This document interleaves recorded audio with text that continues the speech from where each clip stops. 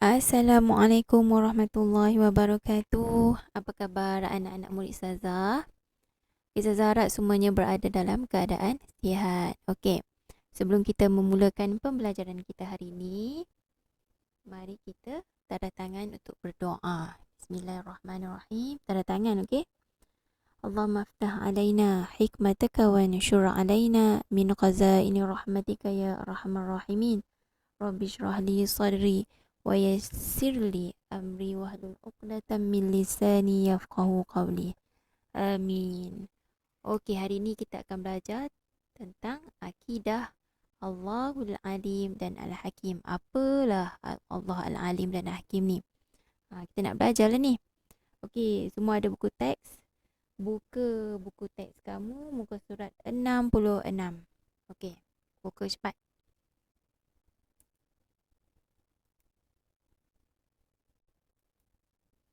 Okey, kat buku teks kamu tu,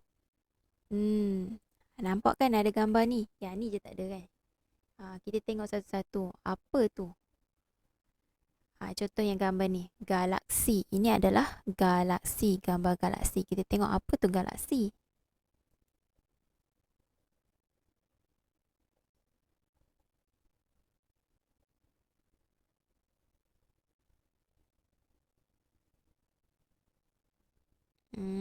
Nampak tak? Ini adalah galaksi. Cuba cari, boleh cari tak bumi kat mana? Tak boleh kan? Nampak tak betapa kecilnya kita? Okay, next tengok gambar yang kedua pula. Ini apa? Gunung berapi. Gunung berapi. Ni berlaku di Jepun. Nampak tak letusan gunung berapi tu? Okay. Okey, ni gambar yang ketiga, gerhana matahari. Gerhana matahari. Kita tengok macam mana gerhana matahari ni berlaku. Ia berlaku. Nampak tak ni? Sekejap lagi dekat. Okey. Dekat lagi. Okey, nampak tak ni? Ini yang hitam ni adalah bulan. Yang warna cerah ni, yang bercahaya ni adalah matahari. Dia berlaku apabila bulan ni melintas di hadapan matahari. So, kita nampak macam ni lah. Itu gerhana matahari. Yang ni aurora. Aurora. Apa tu aurora? Mesti ramai tak tahu. Ini adalah aurora. Nampak tak? Ni yang bercahaya-bercahaya ni aurora. Tahu Ustazah dekat Malaysia tak ada. Dia berlaku disebabkan matahari juga. Kalau nak tahu lebih detail, kenalah belajar sains. Semua benda kalau nak tahu, kena belajar. Okey, ini apa? Ini mestilah bumi. Okey, yang warna biru ni adalah laut. Yang warna macam ni, hijau ni semua ni adalah darat. Nampak tak? Dekat bumi kita yang mana lebih banyak? Laut kan? Nampak tak? Okey. Antara semua ni, agak-agak kamu siapa yang menciptakan? Betul, pandai. Istilah Allah Subhanahu Wa Taala. Tidak ada yang layak untuk menciptakan semua ni kecuali Allah. Kita tengok yang ni hebat. Ini pun hebat. Semua hebat. Yang menciptakannya lebih lagi. Lebih lagi hebat. Okey. Next. Buka surat sebelah. Okey, nampak tak yang bahagian kolom warna pink ni? Maksud kat sini, erti al-alim. Apa dia ni? Erti al-alim. Kita nak tahu apa maksud al-alim tu. Okey. Al-alim bererti maha mengetahui. Apa dia? Maha mengetahui.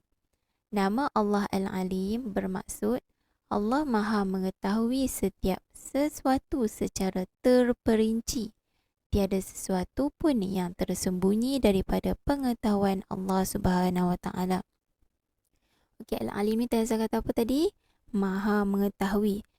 Nak bagi tahu dekat sini bahawa Allah ni maha, tidak ada siapa pun yang layak menandingi pengetahuan Allah tu. Allah tu lebih tahu daripada kita. Yang tersembunyi pun Allah tahu. Yang tersembunyi dalam hati kita pun Allah tahu. Yang terlintas dalam fikiran kita pun Allah tahu. Adakah yang boleh tahu macam tu? Confirm tak ada. Apa yang kawan awak cakap dalam hati pun awak tak tahu kan? Allah saja yang tahu. Tengok dekat sebelah dia tu, warna biru. Warna biru tu erti Al-Hakim. Erti Al-Hakim. Tadi Al-Alim, ini Al-Hakim pula. Al-Hakim, apa maksud Al-Hakim tu? Al-Hakim bererti maha bijaksana. Apa dia? Maha bijaksana. Nama Allah Al-Hakim bermaksud Allah maha bijaksana mencipta dan mentadbir alam. Setiap ciptaannya mengandungi hikmah, faedah dan tujuan. Apa dia tadi Ustazah kata? Maha bijaksana. Al-Hakim maha bijaksana. Kenapa ada maha ni Ustazah? Maha ni bermaksud tidak ada yang boleh lawan Allah. Itulah maha. Contoh, okey sekarang ni Ustazah bagi contoh laptop. Ini laptop kan? Okey, orang yang ciptakan laptop ni bijak tak? Mestilah bijak. Kebijak-bijaknya manusia yang menciptakan laptop ini, dia ada had dia.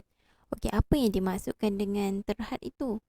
Okey, terhad tu bermaksud macam contoh, kalau kamu belajar membaiki lampu, kamu mesti tahu membaiki lampu, betul tak? Kamu mesti bijak pasal lampu untuk kamu baiki lampu tersebut. Tetapi kamu boleh ke baiki komputer? Mestilah susah untuk kamu baiki komputer sebab kamu bukan dalam bidang komputer. Itulah yang dimaksudkan dengan terhad. Dia ada batasnya. Apa yang kita belajar, itulah yang kita bijak. Kalau kita tak belajar benda tu, kita tak akan bijak pasal benda tu. Setiap ciptaannya mengandungi hikmah, faedah dan tujuan. Setiap ciptaan yang Allah jadikan ada tujuannya, ada faedahnya. Contoh manusia Allah jadikan untuk beribadah kepada Allah. Faedah Allah jadikan pokok untuk apa? Mesti ada faedah dia. Pokok-pokok untuk berikan oksigen kepada manusia bernafas. Muka surat sebelah.